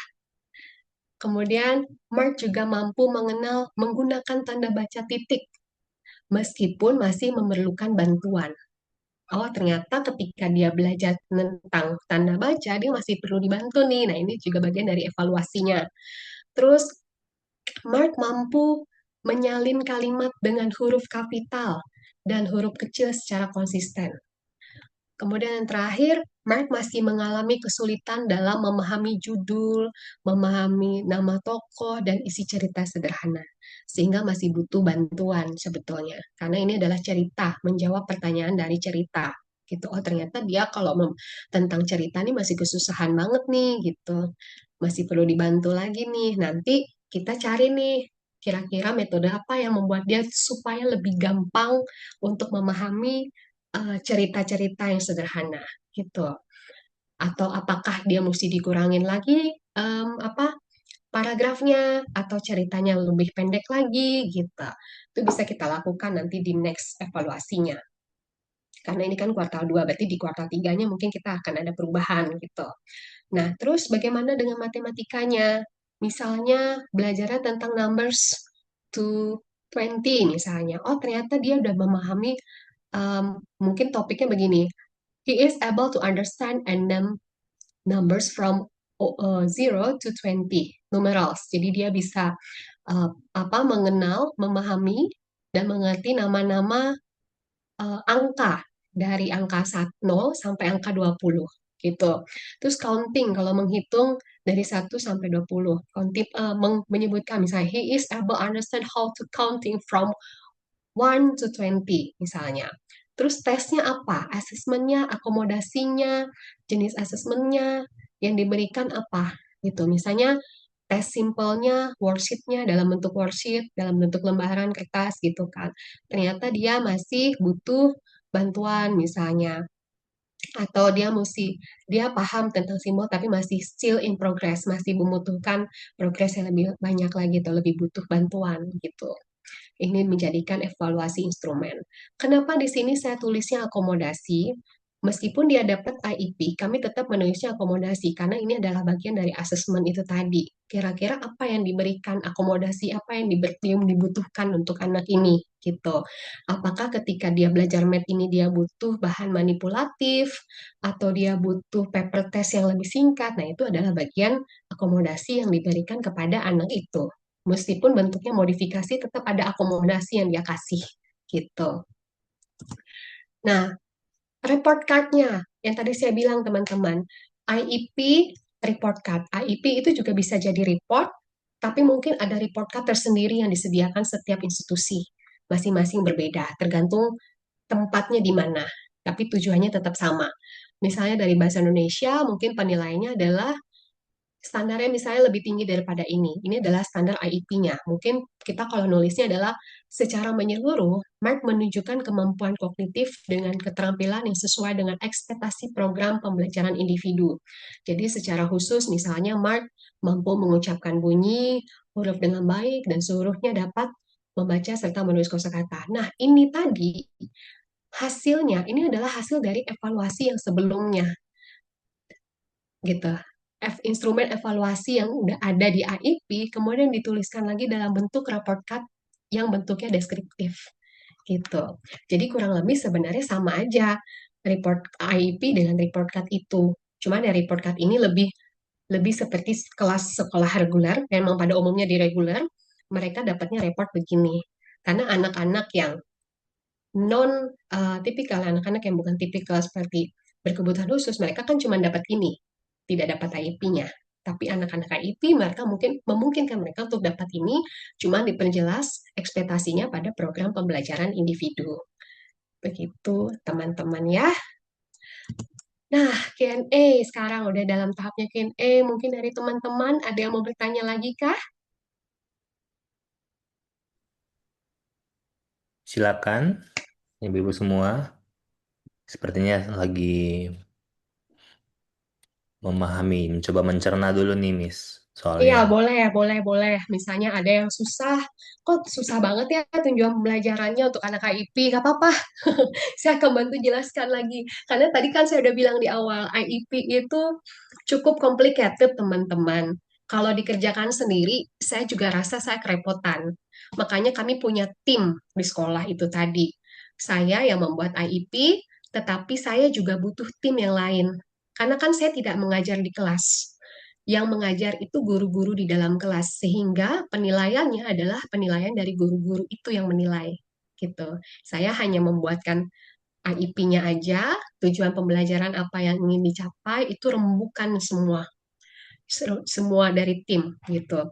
Kami menyampaikan kepada orang tua, kami juga sampaikan kepada psikolognya, kami akan bentuknya seperti ini karena secara asesmen dia butuhnya pelajarannya begini karena di sekolah kami dia baru bisa sampai sini gitu. Tapi ya memang ya balik lagi gitu kan. Kadang orang tua nuntutnya IEP, IEP, IEP, tapi ternyata dia nggak tahu isi IEP-nya gimana gitu. Hah, ternyata anak saya cuma bisa belajarnya kelas 1 doang nih. Ya pada kenyataannya begitu, Bu, gitu. Ini bisa dilihat dari tes akademiknya. Itu sih yang banyak kami kami pelajarin juga dengan tipikal-tipikal orang tua yang memang juga terkadang masih belum paham IEP itu bagaimana gitu. Kadang ya ada juga yang sudah paham tapi apa namanya em, hanya sekedar tahu IEP itu, tapi isi konteksnya untuk membantu anak masih belum memahami. Itu butuh waktu yang berkepanjangan untuk mempelajari ini. Saya juga butuh waktu yang panjang loh Bapak Ibu untuk saya bisa belajar lebih rinci tentang IEP ini. Karena setiap anak itu tidak pernah sama tujuan pembelajarannya. Hmm. Saat ini di tempat saya aja udah pegang sekitar 5-6 IEP. 5-5-6-6-nya siswa saya itu beda semua isi IEP-nya. Nggak bisa saya copy paste. Benar-benar nggak bisa karena tipe anaknya beda-beda semua. Nggak ada yang sama. Ada yang intellectual disability, ada yang Asperger mild, ada yang ASD level berapa gitu kan. Semua kemampuannya beda-beda. Makanya posisi mereka juga isinya ada yang terapinya mesti lebih banyak, ada juga yang belajar fungsional kelas lebih banyak gitu. Itu sih yang mungkin bisa saya sharingkan. Mungkin Bapak Ibu ada yang mesti apa namanya pertanyaan lagi kah tentang IEP ini? Jadi dalam konteksnya Miss May ini Mm-mm. berarti orang tua perannya itu memang di akhir ya Miss ya. Maksudnya kayak timnya Miss May dan Miss May itu create dulu IEP-nya, baru nanti meeting sama orang tua untuk apakah memang memberitahu saja atau ada ikut terlibat dalam mengubahnya gitu. Oh, kalau IEP untuk orang tua di awal itu kami udah kasih tahu. Di awal sebelum IEP itu dibentuk, orang tua itu sudah harus tahu kalau anaknya mendapatkan IEP dengan alasan apa anaknya mendapatkan IEP. Terus peran orang tua di IEP itu eh, ketika IEP itu terbit ya, Bapak Ibu ya, ketika IEP terbit, orang tua kan udah lihat nih, udah tahu nih materi di awal karena kami udah kasih tahu di awal anak ibu dapat IEP nih ya. Kenapa bisa dapat IEP berdasarkan asesmen yang kami lakukan, terutama di akademik. Oh, ternyata pencapaian pembelajaran dia masih di level grade 1. Padahal anak ibu udah di grade 4, tapi Hmm. materinya masih di grade 1. Nah, apa yang mesti Bapak Ibu lakukan di rumah? Kami akan kasih report setiap hari, terutama gurunya atau shadow teacher-nya. Bu, anak ibu udah belajar sampai sini ya materinya. Oke, nanti ibu ulang ya untuk yang ini. Nah, gitu. Jadi, kenapa buat tim? Karena kerjasamanya banyak sekali. Report kita itu sebetulnya setiap hari kepada orang tua. Bisa melalui mobile, bisa melalui chat, ketemu di lobby atau bagaimanapun gitu. Biasanya seperti itu. Apalagi kalau anaknya dengan IEP dia punya shadow teacher. Biasanya shadow teachernya itu akan banyak mereport kepada orang tua setiap hari. Hari ini sudah belajar apapun. Nah, di akhir setelah kuartal 3, barulah kita meeting lagi pertemuan dengan orang tua. Raport IEP itu sudah terbit. Ibu, selama kuartal 3 ini pelajarannya itu sudah seperti ini yang didapatkan. Gitu. Oke. Yang tadi saya beri contoh.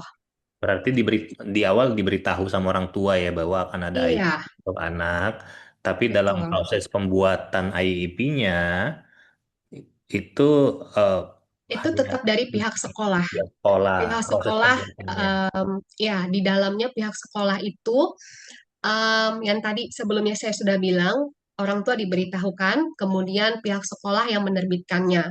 Iya, Pihak iya. sekolah Maksudnya pun, dalam proses menerbitkannya itu berarti antara mm-mm, pihak sekolah gitu ya sama psikolog di betul, sekolah, betul. guru-guru di Uh-uh. sekolah Kalau gitu. kalau di tempat kami iya, pihak sekolah karena pihak sekolah sudah punya program IEP itu sendiri. Tapi tergantung ya teman-teman, tergantung dari masing-masing institusi. Ada juga pihak sekolah yang sebetulnya juga belum belum menyediakan program IEP. Namun diagnosa sudah keluar kalau anak ini butuh IEP. Terus lari kemana?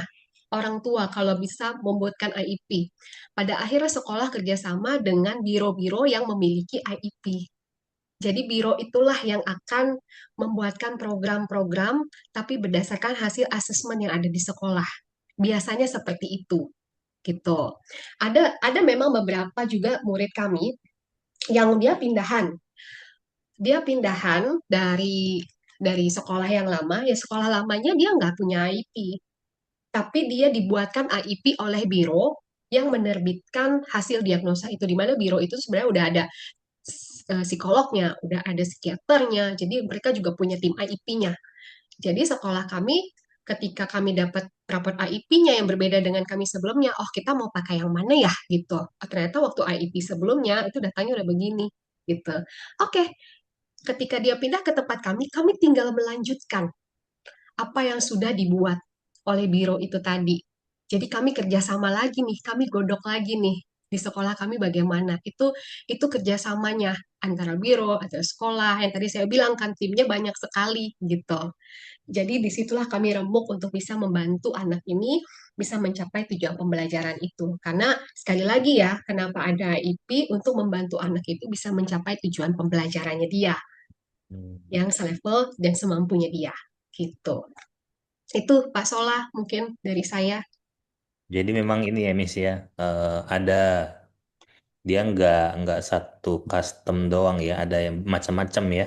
Ada yang di sekolah, ada yang pihak sekolah yang mendesainnya, nanti orang tua hanya diberitahu saja di awal dan di akhir. Tapi Mm-mm. ada juga yang seluruh pihak dilibatkan, termasuk orang tua juga dalam membuatnya. Tapi ada juga yang bisa menggunakan apa namanya dari pihak luar gitu ya Miss ya. Iya, dari pihak luar. Makanya saya bilang tadi kan, setiap institusi, setiap tempat, IEP-nya mungkin bentuknya akan berbeda, tapi tujuannya tetap sama gitu. Untuk membantu anak ini memenuhi kebutuhannya dia, sampai mana kemampuannya dia gitu.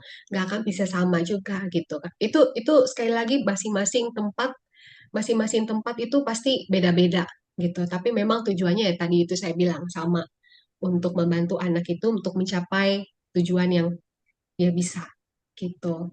Ya, Itu sih. Ada silakan lagi kah? ibu yang lain. Miss, IP Yes. itu IP itu bukannya waktu assessment, waktu waktu misalnya nih anak mau masuk sekolah. Nah, Iya. kan terus kan mereka tahu nih anaknya ini memang ASD gitu kan. Berarti kan di pasti assessment itu langsung ketahuan kan. Maksudnya kalau misalnya dia harusnya di kelas 3 tapi kemampuannya itu misalnya masih di kelas 2 atau di kelas 1 kayak gitu. Itu langsung langsung setelah assessment itu misalnya mereka terima anak tersebut langsung dibuat IEP atau gimana tuh, Miss?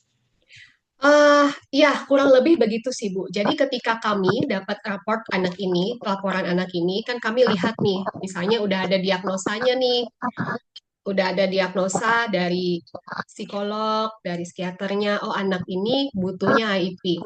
Kemudian di kelas 3 di awal sekali kami guru-guru biasanya akan lakukan asesmen lagi. Sejauh mana kemampuan dia. Itulah kenapa didapatkan kemampuan dia masih di kelas 1 dan kemudian langsung dari situ diterbitkan IEP gitu. Karena kita udah tahu nih kemampuannya dia nih, udah sampai batas mana gitu. Apa yang dia butuhkan juga kita udah tahu. Nah, itulah pentingnya peran shadow teacher ataupun apa namanya special need educator untuk melihat dan memonitoring. Butuh analisa dan identifikasi yang detail sekali untuk anak-anak ini apakah dia butuh IEP atau tidak gitu. Itu udah harus di asesmen awal itu udah harus jelas. Walaupun dari psikolognya bilang dia butuh IEP, tapi dari pihak sekolah biasanya punya kebijakan tersendiri. Sebelum kita terbitkan IEP, kita harus cek dulu di awal asesmennya apa. Kita mesti analisis dulu um, pelajaran mana yang butuh di HIP. Kita mesti cek betul-betul lebih detail. Terus motoriknya bagaimana? Motorik halusnya, motorik kasarnya, apakah ada kendala atau bagaimana? Nah, itu juga mesti dicek. Sehingga ketika asesmen itu muncul, ketika sudah keluar nih hasil asesmennya, oh dia memang butuh IEP, maka akan diberikan IEP. Gitu. Itu Oke. sih. Ya, thank you, Miss. Sama-sama, Ibu. Oke, mungkin ada lagi dari teman-teman yang lain?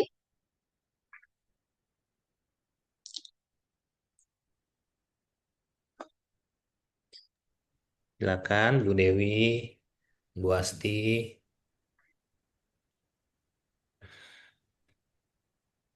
Atau Pak Sola mau bertanya lagi? Miss, Saya sorry, dengar aku mau silahkan. nanya Yes, lagi, Miss. oke. Boleh, boleh. Miss, kayak gini nih. Kalau apa bedanya sih learning support teacher, apa learning support?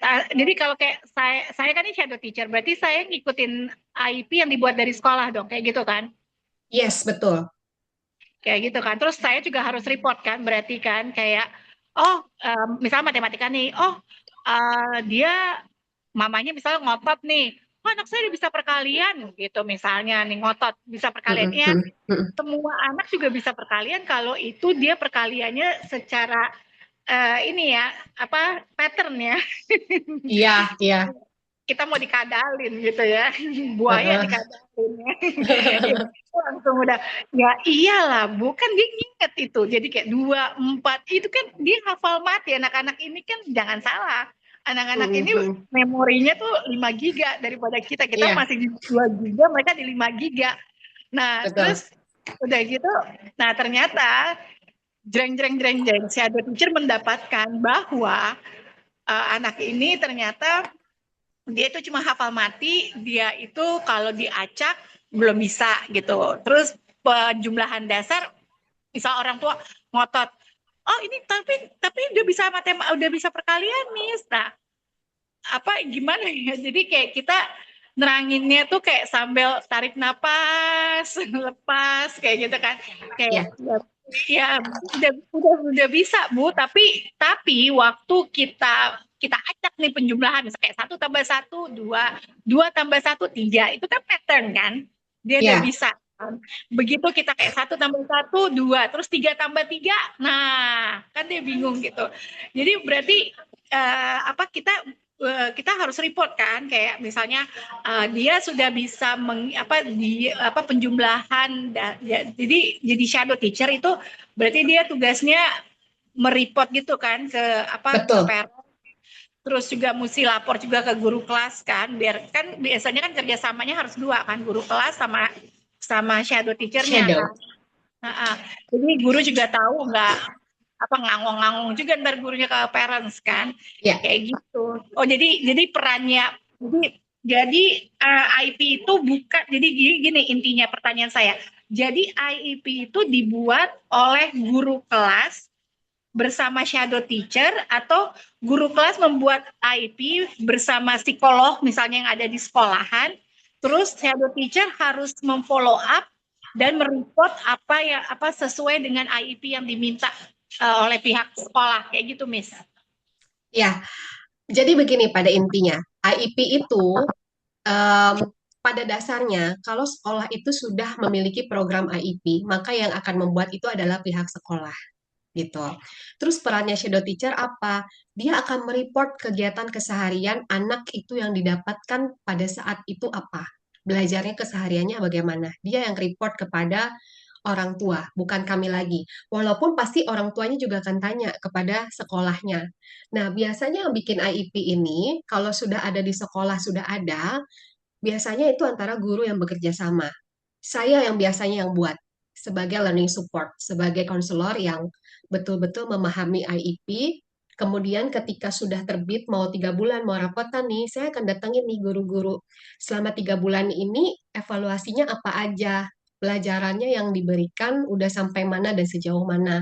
Nah, biasanya dekat-dekat akhir itu, kerjasama lagi sama si Shadow. Karena kan Shadow kesehariannya bersama anak itu kan gitu. Dia juga tahu anak ini kemampuannya sampai mana karena kan dia juga ikut memonitoring, membantu anak itu. Kayak misalnya membantu anak itu mengerjakan materi membaca tadi yang membaca cerita. Nah, ini yang tadi yang saya contohkan nih, memahami dan menjawab cerita. Ini ada ketika ini diberikan ternyata anak ini masih belum paham juga. Jadi butuh bantuan shadow teacher. Nah, di sini peran shadow teacher membantu anak ini gitu. Terus em, kalau misalnya nanti orang tuanya tanya, kok anak saya bisa perkalian, Miss, kok bisa ini segala macam. Ya, kita bisa bantu juga sih jelasin sebagai shadow teacher ya. Bantu juga jelaskan kepada orang tua bahwa yang namanya anak, apalagi anak dengan special need tertentu, anak-anak lah ya saya pada intinya anak-anak dengan spesial tertentu itu kan dinamis, perubahan sekuensinya mereka tuh setiap hari itu berbeda gitu, hari ini bisa kerjain besok belum tentu, Masalahnya apa besok belum tentu mengerti. Oh, masalahnya karena konsentrasinya mungkin pada saat itu lagi kurang bagus, fokusnya jadi kurang oke, mungkin dipengaruhi juga oleh waktu tidurnya, gitu kan. Waktu tidurnya yang kurang misalnya, sehingga ketika belajar di sekolah anaknya juga ogah-ogahan, ngotot-ngototan, kemudian muncullah tantrum, sehingga semua pelajaran di kelas dia nggak bisa ikutin. Nah, itu bisa jadi pengaruh sekali. Nah, itu nanti yang bisa dimasukkan juga ke IEP dan ke report dari shadow teacher kepada orang tua. Jadi perannya adalah shadow teacher itu betul-betul membantu anak ini, kemudian menjembatani pelajaran apa yang sudah didapatkan di sekolah, kemudian direport ke orang tua. Gitu. Itu kalau di tempat saya seperti itu. Tapi sekali lagi teman-teman, setiap institusi beda-beda. Kalau saya di tempat saya, shadow teacher itu tetap saya libatkan untuk membantu saya di IEP karena dia juga sama. Dia kan di dalam kelas apa namanya ngebantuin satu anak ini. Jadi pasti dia jauh lebih tahu. Dan saya biasanya juga tanya evaluasinya apa nih selama 3 bulan ini biasanya. Karena kan biasanya kalau di sekolah-sekolah yang sudah ada IEP, yang sudah inklusi sekolahnya, biasanya bagikan raport seperti ini tuh lebih gampang itu adalah per 3 bulan. Karena kan ada kuartal 1, kuartal 2, kuartal 3 itu lebih gampang menilainya. Dan biasanya setiap IEP kita mau bahas IEP udah di tengah-tengah semester atau di tengah-tengah kuartal, kami biasanya akan kerjasama dengan selalu setiap hari sebetulnya kerjasama sama shadow teacher. Tapi untuk pembentukan yang IEP ini kami akan tanya lagi lebih detail kepada shadow biasanya apa yang ada apa namanya apa yang masih perlu dievaluasi, apa yang sudah ada kemajuan apa dari anak ini gitu. Itu sih lebih intinya lebih gampangnya adalah menjembatani sebenarnya. Membantu anak ini kemudian mereport berbagai hal yang terjadi terhadap anak ini di sekolah dan disampaikan ke orang tua gitu. Makanya nanti mungkin hari Kamis kali ya saya akan ajarin teman-teman untuk buat daily weekly planner itu lebih supaya teman-teman nanti ketika menyampaikan ke orang tua tuh lebih gampang. Terus teman-teman ngebantuin anaknya juga kayaknya lebih mudah gitu. Kalau udah ada weekly planner, hari ini anaknya udah belajar apa aja, tuh tinggal checklist, checklist, checklist. Mungkin hari Kamis saya akan kasih ini ya, kasih apa namanya insight gitu untuk mempermudah teman-teman juga. Itu sih, Bu Lydia. Oke, Miss, thank you. Sama-sama.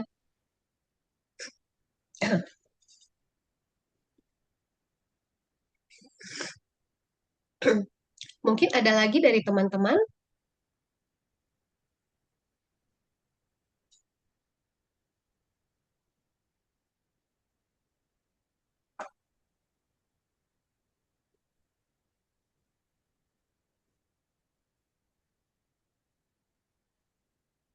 Silakan dari Bu Dewi, Bu Asli.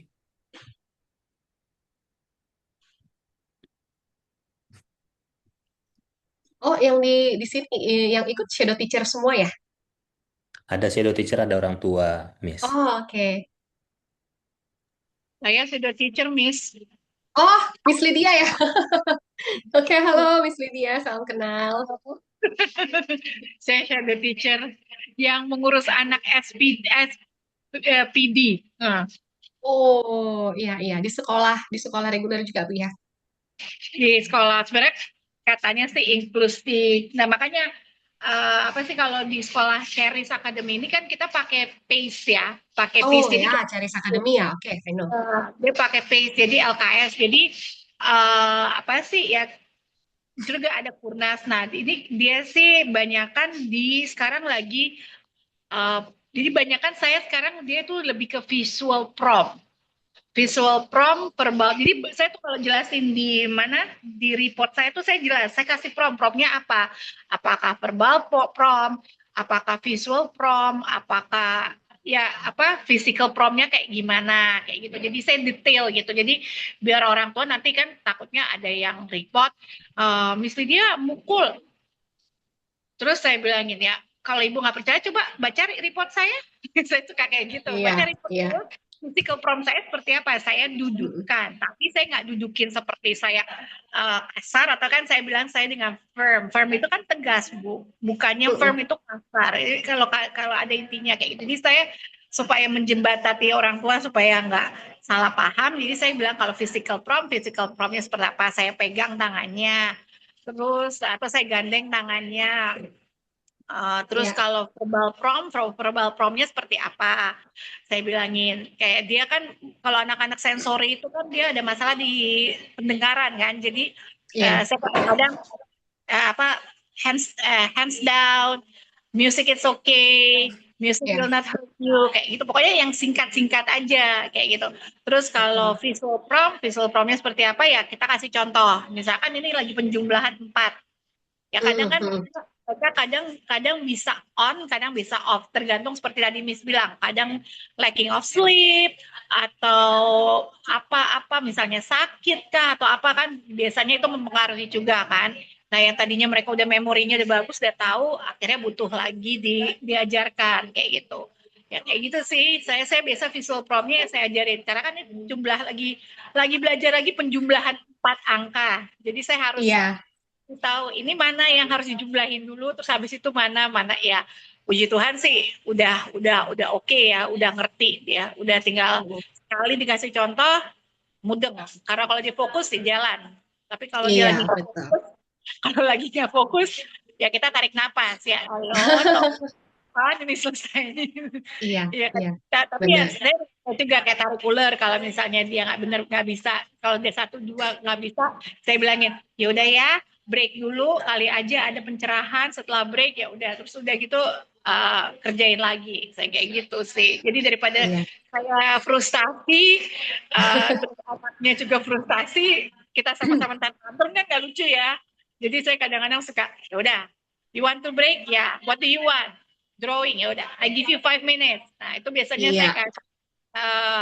timer dulu ya 5 minutes ya jadi kayak deal-dealan 5 minutes after 5 minutes dan aku bilang kayak gitu sih iya. Miss kalau aku jadi ya Ah, kalau IP ya mungkin karena itu ya mungkin karena dia kelas 2 kan sekarang di pelajaran dia harusnya kelas 4 tapi kan di pelajarannya kelas 2 karena dia memang masih butuh banyak visual prom masih butuh verbal prom banyak sekali jadi tapi ya maksudnya udah cukup bagus udah cukup meningkat kayak gitu apalagi kemarin kan iya. belajar cursive letter ya Mm. Eh, saya tuh amazed juga sama dia maksudnya saya juga agak momok ya ini bisa nggak nih anaknya cursive letter ya masa Allah saya aja yang kita aja orang normal kan kadang-kadang susah ya cursive letter apalagi cursive letternya Indonesia sama cursive letter versinya Australia itu kan beda ya Beda, nah, iya. terus saya ada yuk nak gas kita bisa ya gue bilang gitu yuk ya Iya. puji Tuhan udah bisa sekarang cursive letter apa gurunya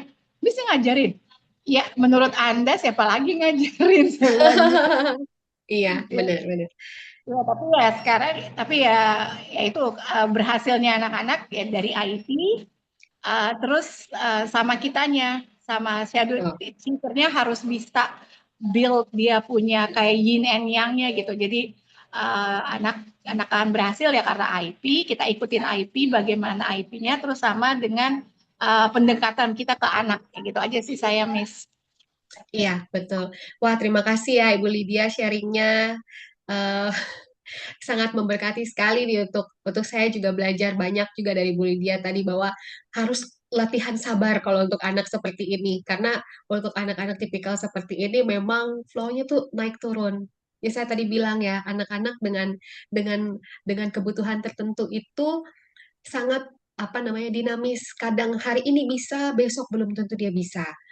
Apalagi kalau dia lagi tidak fokus, apa segala macam, wah buyar tuh. Kadang-kadang begitu, tinggal amukannya aja nih. Jadi kita sebagai shadow teacher itu tadi yang kadang harus bantu dia untuk bisa tahan emosionalnya, latih emosional segala macam. Nah, tempat kami juga Hmm. begitu. Kalau udah anaknya udah nggak mampu nih, udah ini biasanya dibawa keluar, direlaksasi dulu, apa segala macam, ditenangin dulu. Oh dia maunya apa, dikasih waktu. Ya tadi Bu Lydia bilang kasih 5 menit, 10 menit gitu ya.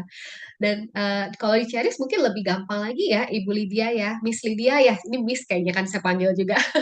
Miss Lydia ya, kayaknya kalau di Ceris lebih gampang karena anaknya dalam satu kelas kan mungkin lebih sedikit ya.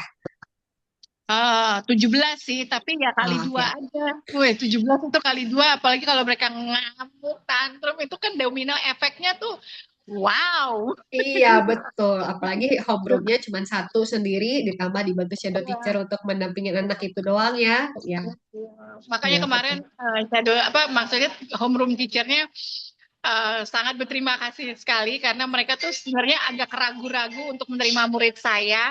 Karena kan SPD itu berbeda dengan anak autis lainnya karena mereka kan Iya, apa sensoringnya, behaviornya itu semua PR-nya banyak itu betul. sensor, behaviornya itu banyak banget.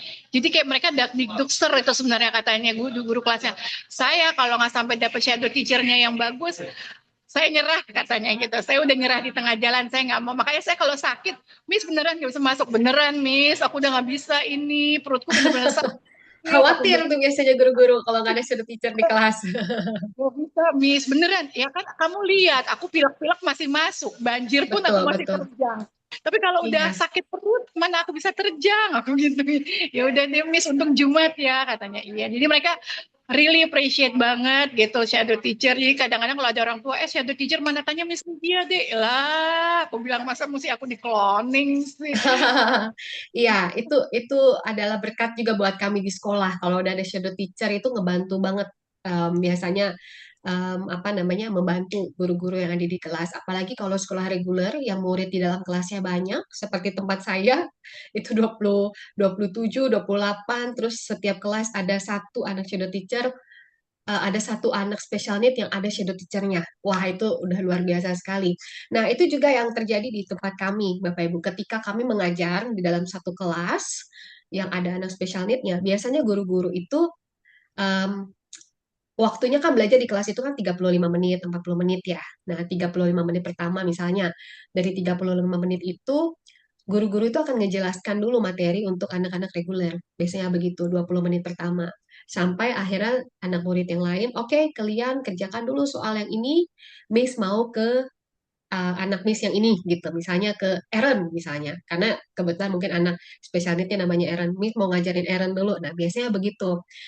Akan itu cara kami membangun bonding kami juga terhadap anak ini gitu supaya dia jangan ketinggalan juga pelajarannya di dalam kelas walaupun kami akan mengajarkannya mungkin 2 kali 3 kali yang berbeda ketika di kelas 4 kami ngajarin anak murid kelas 4 dulu ketika terhadap anak special need ini turun lagi standar kami untuk ngajarin dia pembelajaran materi kelas 1 atau kelas 2 karena dia baru bisa sampai situ gitu. Nah, itu tadi yang saya bilang tim IEP itu luar biasa gitu kan. Kami kerjasamanya itu bahkan bisa sampai antar grade.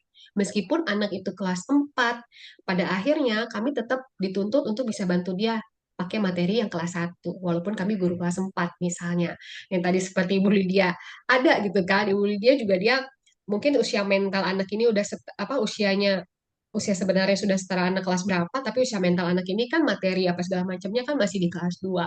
Nah, kami juga butuh shadow teacher setelah itu untuk membantu dia lagi untuk bisa memahami, karena kan gak seterusnya nih homeroom ada dengan dia, gitu. Tetap butuh yang namanya shadow teacher untuk membantu anak ini, gitu. Paling tidak, gini, kemampuan anak itu bisa berhasil kan juga selain dari diri dia sendiri, juga pasti dari bala bantuan banyak pihak, gitu. Tapi kita menggagas bagaimana anak ini bisa sampai dia memahami secara mandirinya gitu. Apalagi kalau dia udah bisa sendiri, oh kita senang sekali luar biasa. Apalagi sudah teacher kan, wah ternyata anak ini udah sampai sini nih kemampuannya luar biasa. Nanti next time pas udah pelajaran materi pelajaran apa boleh ditinggal sendiri nih gitu. Itu pelan-pelan pasti akan dilepas, pelan-pelan pasti akan menuju menuju di mana anak itu bisa bangun mandiri gitu. Kalau dia bisa mandiri, pasti akan mandiri. Tapi memang by proses ya. Gak bisa habis hari ini ada shadow teacher, besok sudah tidak ada. Itu lucu banget menurut saya. Pasti akan apa namanya kok jomplang banget kalau gitu dari awal harus saja pakai shadow teacher kalau udah bisa itu kan kadang-kadang orang tua begitu tuh gitu tapi sekali lagi ya tadi saya bilang IEP, shadow teacher, dan segala macam itu saling terikat, saling membantu. Dimanapun untuk karena tujuan kita satu untuk anak ini bisa mencapai kemampuannya dia, standarnya dia, gitu. Dia nggak bisa hari ini belum tentu besok itu dia nggak bisa lagi. Bisa aja besok tiba-tiba dia, oh udah ngerti nih ternyata ini, berarti ditingkatkan lagi materinya, berarti ditingkatkan lagi kemampuan apa yang mau dicapai, gitu. Itu mungkin dari saya, teman-teman, ada lagi kah? Miss, satu lagi, Miss. Oke, boleh. Saya penasaran, Miss, karena Mm-mm, setelah mendengar pemaparan dari Miss ya, materinya sama diskusi juga, saya melihat ini kan satu hal yang bisa dibilang sangat krusial untuk perkembangan anak ya, pertumbuhan kematangan anak. mm-mm, Namun banyak yang saya temui itu nggak nggak mewajibkan ada IEP ini, Miss. Gitu. Nah, kira-kira sebenarnya ini kenapa sih nggak diwajibkan, Miss? Padahal kan salah satu indikator untuk keberhasilan pendidikan anak neurodivergent ya, saya rasa adalah sesuai dengan target IEP ini. Karena kalau untuk tipikal kan ada lesson plan dan sebagainya, tapi untuk anak neurodivergent kan harus harus ada yang sesuai dengan itu juga, which is IEP ini sendiri gitu. Tapi kenapa sih mm-mm. nggak diwajibkan gitu, Miss? Ya, em, gini, yang tadi saya bilang ya, Pak Sola di awal, IEP itu tidak mudah gitu. Saya jujur di awal pun, ketika saya harus memegang IEP, saya tuh udah mau menyerah di awal. Karena ini ini nggak gampang loh. Karena saya harus memikirkan tujuan pembelajaran untuk anak ini bagaimana. Proses yang dia lewatin itu banyak. Ketika dia didapatkan ada hasil diagnosa pun, saya masih apa namanya berkekeh jangan sampai di IEP, jangan sampai di IEP. Karena jujur buat saya pribadi susah banget, aslinya susah banget kalau kita sendiri ngerjainnya. Tapi kalau ada tim itu tadi yang enak. Nah, mungkin kalau Bapak Sola tadi bilang, kenapa sih ini tidak wajib? Em, saya tidak tahu ada istilah mungkin di sekolah-sekolah lain tidak mewajibkan ada IEP atau apapun. Tapi kalau saya mengikuti peraturan dari dinas pendidikan dan segala macam, ketika kita mendapatkan anak dengan diagnosa tertentu yang memang dia butuh IEP, mau tidak mau memang dia harus dapat IEP gitu. Bisa jadi kenapa yang dikatakan tidak wajib itu karena ingin menghindari kesusahannya mengenai IEP itu tadi gitu. Itu sih mungkin saya dapatkan. Saya tidak mau membandingkan sekolah yang lain dengan sekolah yang lebih bagus ya, karena setiap institusi itu beda-beda gitu. Sekolah negeri dengan sekolah swasta juga kan tidak sama, ya kan? Mungkin di sekolah negeri masih belum familiar tentang IT apa segala macam, dia lebih pahamnya PPI yang sebenarnya sama sama aja, cuma ada itu tadi. Kalau dirasa anaknya dianggap masih bisa ngikutin, ya udah ikutin. Mungkin akan digantinya dia tidak pakai IP, tidak wajib itu karena hanya hanya memerlukan akomodasi misalnya gitu. Kalau akomodasi kan udah pasti mungkin dia tidak akan diberikan IP, tapi ya cara pembelajarannya aja yang dibedain gitu. Cara penangkapannya aja yang dibedain untuk anak ini, tapi materi yang diberikan terhadap anak itu tetap sama gitu. Itu tadi saya jelasin ya, bedanya modifikasi dengan akomodasi itu tadi. Cuman kalau dibilang wajib tidak wajib, saya masih bisa 50-50 ya, Pak Sola ya. Saya belum belum belum bisa saya bilang kayaknya sekolah ini nggak wajib nih pakai IEP. Saya sih selalu bilang kepada orang-orang ketika saya seperti ini nih, saya jadi fasilitator, saya selalu bilang eh apa IEP itu tuh penting banget saya bilang. IEP itu penting banget. Sesusah-susahnya kita bikin IEP, itulah yang menyelamatkan anak-anak spesial need kita gitu. Itu yang bisa membantu mereka untuk bisa mencapai tujuan. Sebetulnya membantu mereka plus membantu kita juga yang ngajar anak ini kita mau kasih apa ke dia gitu. Itu kuncinya sebenarnya di IEP itu. Nggak cuman kita bantu dia, tapi itu juga membantu kami guru-guru yang mengajar sebetulnya. Kami mau kasih apa lagi ya untuk anak ini ya gitu. Itu sih. Coba deh tuh sekali lagi balik lagi ya ke masing-masing apa namanya tempat, masing-masing institusi dan sebagainya. Cuman kalau dari pemerintahan sendiri itu sebetulnya wajib, Pak. Yang saya tahu ketika saya ikut apa beberapa kali seminar di dinas-dinas sebetulnya itu wajib. Apalagi untuk membantu anak dengan tipikal-tipikal yang Hmm. apa namanya Beda kan, sesuai beda-beda kebutuhan. itu sesuai Kan mahal kebutuhan banget itu. ya. Mm-mm. Ya itu tadi sih mungkin yang merasa tidak wajibnya itu ya karena di sekolahnya misalnya ya belum ready IEP, kemudian belum ada juga tim IEP-nya, itu juga bisa bisa membuat mempersulit proses sebetulnya. Tapi ya Kalau Bapak bilang tidak wajib itu mungkin tidak wajib untuk anak yang hanya butuh diberikan akomodasi. Kalau akomodasi berarti dia tidak dapat IEP. Karena cuman akomodasi yang tadi saya bilang kan, anak disleksia, dia secara kemampuan dia setara dengan teman-temannya, tapi mungkin harus diberikan akomodasi tertentu. Gitu. Itu sih dari saya. Oke. Thank you, Miss. Sangat membantu. Ya, mungkin ada lagi sebelum sebentar lagi jam 9 nih, kalau udah jam-jam rawan begini nih kayaknya udah hawa-hawa membawa tidur itu udah lumayan nih, karena udah capek dengan aktivitas setiap hari ya. Apalagi Bu Lydia nih, bolak-balik dengan anak-anaknya, ya kan? Lumayan jaraknya PIK 2 Pamulang ini saya. Waduh, Bu, lumayan Ya, loh itu loh, Pak Mula. ya bukan lumayan lagi, makanya touring. Jadi jangan ajak saya touring hari hari Sabtu ya, saya mau bobo. Di hari Sabtu, hari istirahat semua ya, Bu. Di PIK banjir kah? Iya, Tidak kan ya? ya, kenapa Bu? Di PIK banjir kah? Tidak kan ya?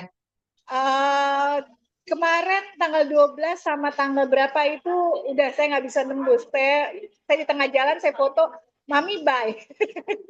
Mami bye, I go home. Iya, iya, iya, iya.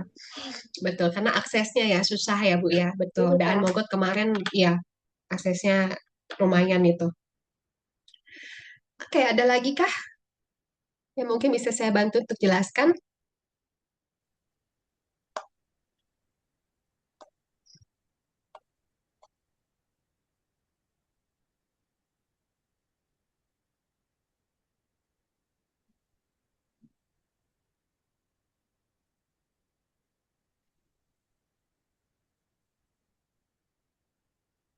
Sambil menunggu, mana tahu masih ada yang mau bertanya, saya mau infokan bahwa daftar hadir sudah saya bagikan di chat Zoom, ibu-ibu semua.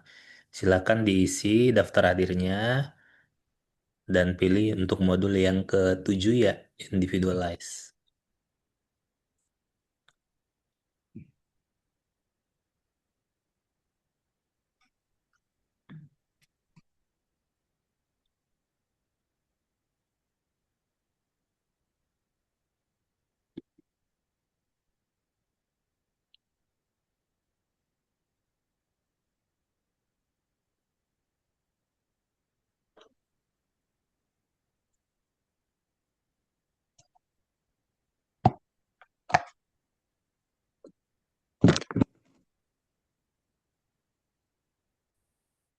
Baik, masih satu orang yang berhasil mengisi daftar hadir, dua orang, satu lagi.